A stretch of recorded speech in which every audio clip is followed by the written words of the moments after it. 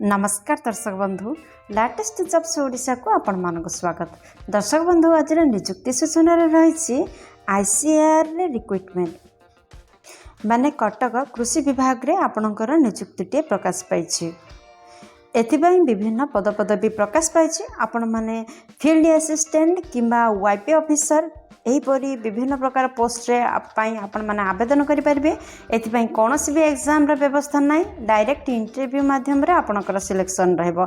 आपण जदि 10th +2 ITI किंबा +3 जेकोसी शिक्षागत योग्यतार अधिकारी होइथिले मध्य एही पदपदवी पई आवेदन करेंगे।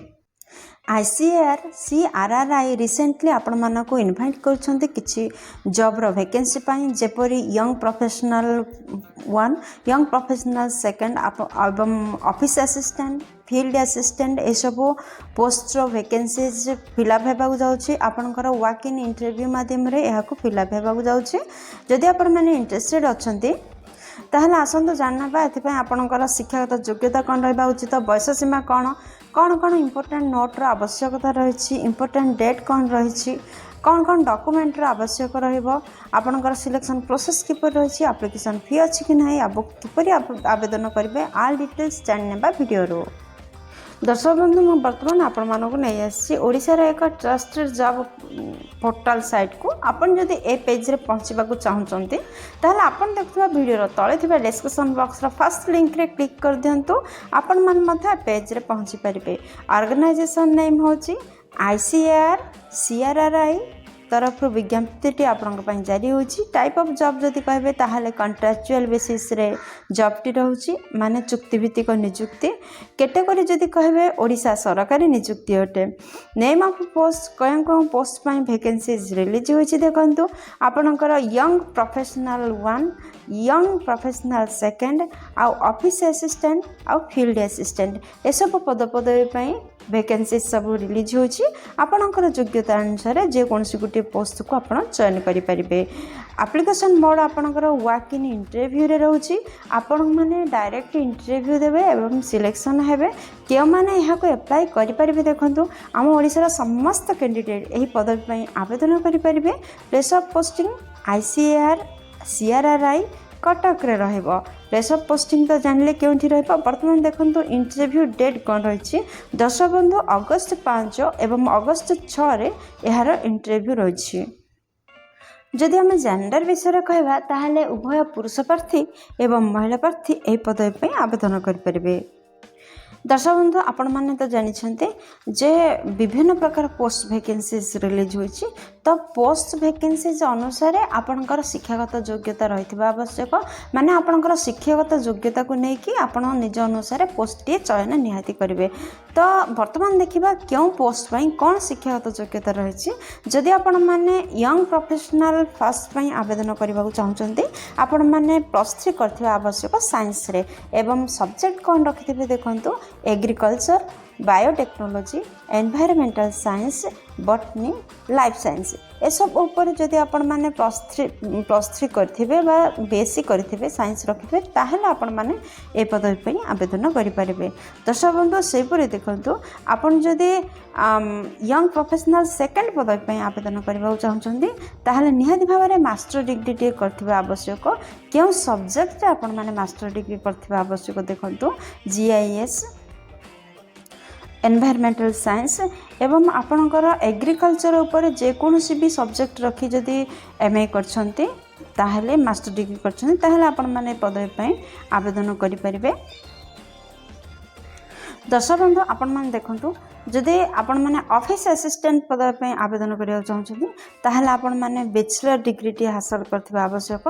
एनी डिसिप्लिन रे माने आपणकर आर्ट्स, साइंस, कॉमर्स जे कोन सब्जेक्ट ऊपर जदि आपण माने +3 करछन्ती ताहले आपण माने पदवी पई ऑफिस असिस्टेंट पदवी पई आवेदन करि परिबे। एहा सहित आपणकर कंप्यूटर नॉलेज रहिथिबा आवश्यक, इंक्लूडिंग MS ऑफिस माने कंप्यूटर रो MS ऑफिस कोर्स करथिबा आवश्यक।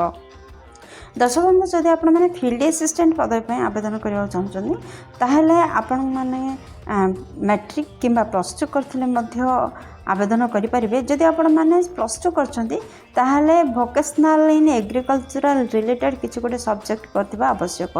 जदि मैट्रिक करछंती आपणकर 2 वर्षर एक्सपीरियंस थिबा आवश्यक। मैट्रिक सहित जदि ITI करछंती किंबा प्लस टू साइंस करछंती ताहले फील्ड असिस्टेंट पदवी पर आवेदन करेंगे। दर्शक बंधु ये प्रश्न देखि नियंतु कि बयस सीमा कौन रहा आवश्यक। आपणकर CRRI डिपार्टमेंट ऑफिशियल नोटिफिकेशन अनुसार आपन जदि यंग प्रोफेशनल फॉलो 1 एवं 2 पर आवेदन करने को चाहते ताहले आपणकर बयस सर्वनिम्न 21 एवं सर्वाधिक 45 होइतिबा आवश्यक अटे। जदि ऑफिस असिस्टेंट पदवी पर आवेदन करने को चाहते ताहले आपणकर बयस 21 रु 55 वर्ष मध्य होइथिले आपण माने ही पदवी पर आवेदन करेंगे। जदि फील्ड असिस्टेंट पदवी पर आवेदन करने को चाहते तो आपणकर सर्वनिम्न बयस 18 वर्ष एवं सर्वाधिक बयस जदि 50 वर्ष होता है ताहले आपण माने एही पदवी पर आवेदन करेंगे। दर्शक बंधु यह व्यतीत एज रिलैक्सेशन मध्य रही गवर्नमेंट रूल अनुसार जदि आपण माने ओबीसी स्टूडेंट होता तो 3 वर्षर एज रिलैक्सेशन आपण मन प्रत्येक शिक्षा आपणकर प्रत्येक पोस्ट पाई। जदि आपण माने ST SC PWD होता ताहले 5 वर्षर एज रिलैक्सेशन रहिबो। जदि आपण माने एक्स सर्विसमैन होता ताहले मध्य आपणकर 5 वर्ष एज रिलैक्सेशन रहउछि। दर्शक बंधु ये प्रश्न देखिने जे आपणकर केउ पोस्ट पाई कोन दरमा रहिछि सालारी कौन देखो। यंग प्रोफेशनल फर्स्ट पाई आपणकर मासिक दरमा 30,000 टंका रहइबो। आउ यंग प्रोफेशनल आपणकर सेकंड पाई 42,000 टंका मासिक दरमा रहइबो। जदि आपण माने ऑफिस असिस्टेंट पदवी पाई आवेदन करथांते ताहले आपणकर मासिक दरमा 24,000 टंका रहइबो। जदि फील्ड असिस्टेंट पदवी पाई आवेदन करथांते मासिक दरमा 18,000 टंका रहइबो। वर्तमान देखो आपणकर सिलेक्शन प्रोसेस कौन रहिबो। दर्शक बंधु आपणकर सिलेक्शन प्रोसेस जदि कहबा ताहले केवल इंटरव्यू माध्यम रे आपणकर सिलेक्शन रहिबो। केथिबे किछि भी एग्जाम रो व्यवस्था नाही। आपण मानकर शेष रे डॉक्यूमेंट वेरिफिकेशन रहिबो माने आपणकर इंटरव्यू हेबो एवं डॉक्यूमेंट वेरिफिकेशन हेबे एवं डायरेक्ट आपण माने जॉब पई सिलेक्शन होई परिबे। दर्शक बंधु आपण मैंने देखिपारे जे एप्लिकेशन फी ए पेज रे दि जाइए। तो जदि जनरल कैंडिडेट होती ताहले फ्री रही आपण EWS फ्री रही OBC फ्री रही फिजिकल हैंडिकैप्टेड कैंडिडेट मानक फ्री रही। आपण मैंने देखुं ST SC वुमेन ट्रांसजेंडर आउ समस्त आपण जो केस आसते कौन भी एप्लिकेशन फी ना समस्त देयमुक्त आवेदन करेंगे। दर्शक बंधु आपण मैंने तो जानते यहाँ वॉक इन इंटरव्यू माध्यम सिलेक्शन करा जिवो। तो जदि एतले आपण माने इंटरव्यू को जिबे कौन कौन डॉक्यूमेंट सब सांगे लेके जिबे देखंतु। फर्स्ट आपणकर क्वालिफिकेशन सर्टिफिकेट जोटा कि 10th प्लस 2 प्लस 3 रो आउ आपणकर जन्म प्रमाण पत्र जोटा कि बर्थ सर्टिफिकेट आपणकर रिसेंट 2 कलर पासपोर्ट साइज रो फोटो आउ कास्ट सर्टिफिकेट आउ जदि किछि एक्सपीरियंस अछि ताहले एक्सपीरियंस सर्टिफिकेट एति सब 5टी डॉक्यूमेंट को निहाती सांगर नेबे भूलबेनी कहीं आपणकर डॉक्यूमेंट वेरिफिकेशन करा जिवो।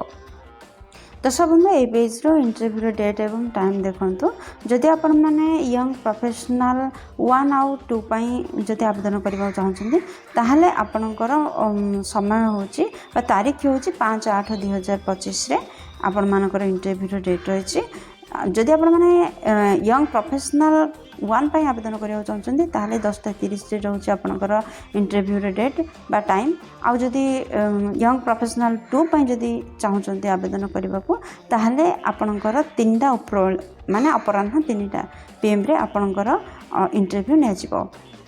जदि आपण माने ऑफिस असिस्टेंट किंबा फील्ड असिस्टेंट पर आवेदन करने चाहते ताहले 6/8/2025 रे आपणकर इंटरव्यू नियाजिवो। जदि ऑफिस असिस्टेंट पदवी पर आवेदन करने चाहते सकाळ 10:30 AM रे आपणकर इंटरव्यू नियाजिवो। आउ जदि आपण माने फील्ड असिस्टेंट पदवी पर आवेदन करने चाहते ताहले अपराह्न 3टा PM रे आपणकर इंटरव्यू नियाजिवो। दर्शक बंधु आशा करुँच भिडियो आपंकर बहुत कम लगे जदि किसी भी उपकार करें भिडियो गोटे लाइक कर दिखाँ सांग सहित जथेष परिमाण में सेयार करूँ चैनल नुआ निहाती सब्सक्राइब करूँ बेल बटन प्रेस कर आल सेट करूँ कहीं प्रतिदिन प्रकाश पाता नुआ नुआ सरकारी निजुक्ति विषय चैनल प्रकाश कर जहाँफल कि आपंक पाखे प्रथम नोटिफिकेशन पहुँची। दर्शक बंधु इंटरव्यू डेट तो जानले आउ इंटरव्यू समय जानले तो क्यों स्थान में आपंकर इंटरव्यू हम देखो ICAR CRRI कटक ओडिशा यही स्थान में आपण मैंने ठीक टाइम आउ डेट रे पहुँची जातु आ इंटरव्यू दिंतु एवं निजुक्तिर सुजोग नियंतु। यही जॉब रिलेटेड बायोडाटा फॉर्म एवं PDF आपण मैंने वीडियो डिस्क्रिप्शन में निहाती पाइबे। दर्शक बंधु भिडियो पर्यटन देखते आपको अशेष धन्यवाद। पुणी देखा लेटेस्ट जॉब्स ओडिशा नुआ एक फ्रेश अध्याय नुआ एक निजुक्ति सूचना सहित से पर्यंत जय जगन्नाथ।